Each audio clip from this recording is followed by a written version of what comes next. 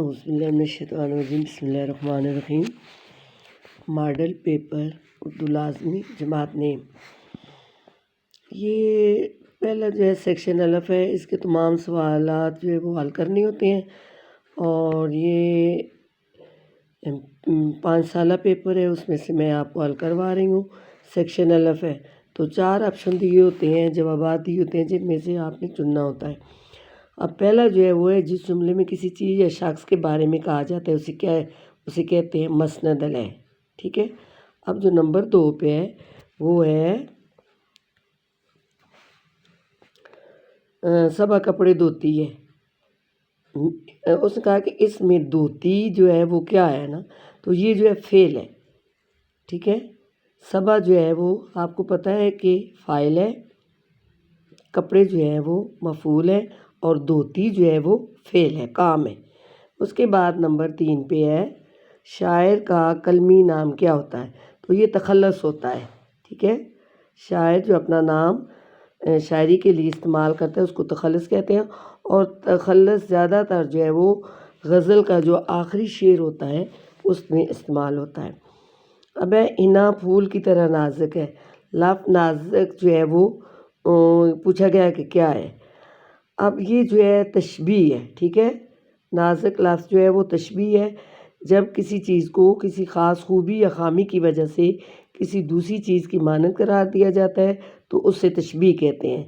تو کی طرح جو ہے وہ کی طرح نازک ہے، نازک جو ہے تشبیہ ہے، اور دوسرا جو ہے آگے کیا ہے۔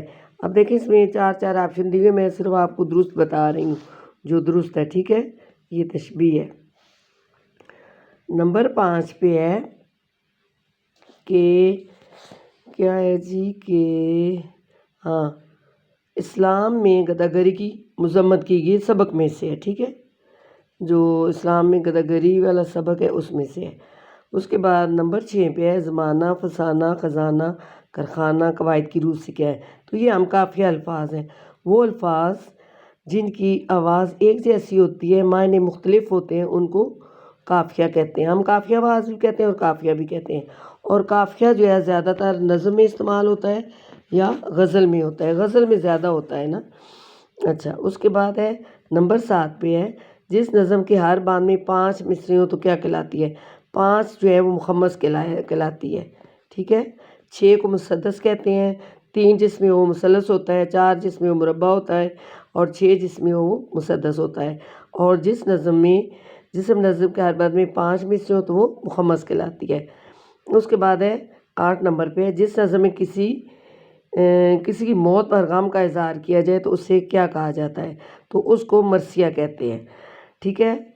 کسی کی موت پر جو غم کا اظہار ہوتا ہے اس کے لیے جو شاعری کی جاتی ہے اس کو مرثیہ کہتے ہیں، اور زیادہ تر جو مرثیے ہیں وہ حضرت امام حسین رضی اللہ تعالیٰ عنہ کی شہادت پر جو ہے وہ لکھے گئے ہیں۔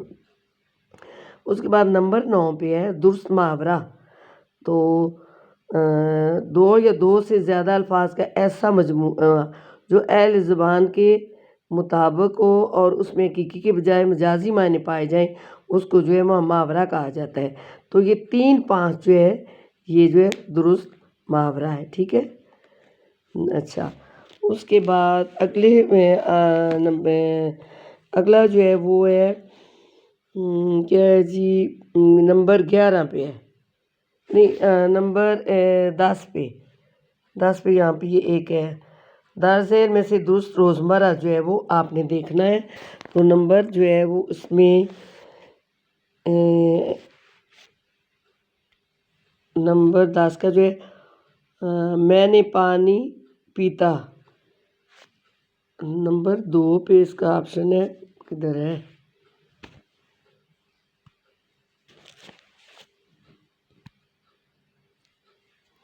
نمبر 2 پہ ہے جی آپشن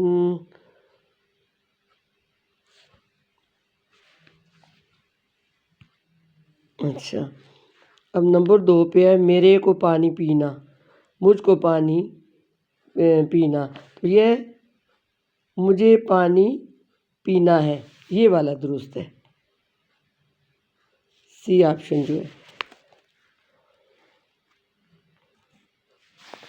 اب نمبر جو ہے 11 پہ ہے وہ مرکب جس سے سننے والے کو پورا مطلب حاصل ہو، اس کو مرکب تہام کہتے ہیں۔ اب مرکب دو یا دو سے زیادہ الفاظ کے مجموعے کو مرکب کہتے ہیں، اور مرکب کی دو قسمیں ہیں، ایک مرکب ناقص ہے اور ایک مرکب تام ہے۔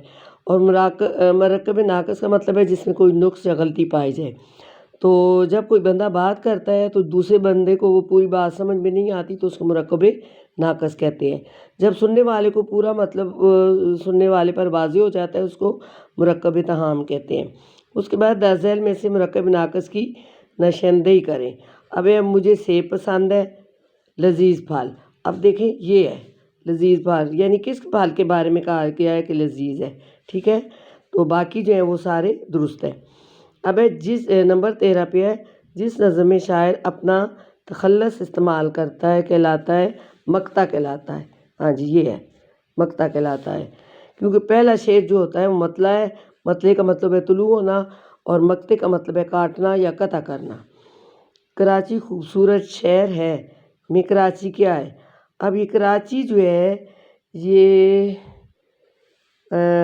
مبتدا ہے، ٹھیک ہے، کراچی مبتدا ہے۔ اب اس کے بعد نمبر 15 پہ ہے سبق قومی اتفاق کے مصنف کا نام کیا ہے؟ تو یہ سر سید احمد خان ہے، ٹھیک ہے۔